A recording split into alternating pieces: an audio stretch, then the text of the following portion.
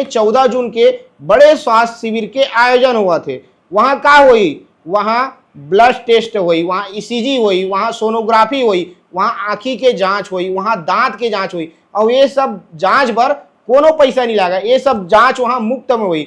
जी हाँ, तुम ना ये सब जांच ला कराए पर अस्पताल में पैसा देता हो, वो सब जांच वहाँ फ्री में होने वाला है 14 तारीख के।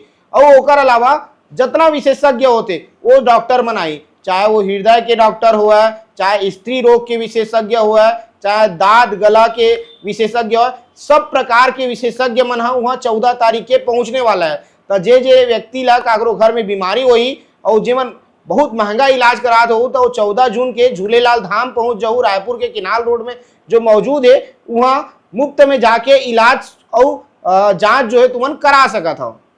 ये आयोजन करता अमित चिमनानी हरे, जो बीजेपी के प्रदेश मीडिया प्रभारी हरे।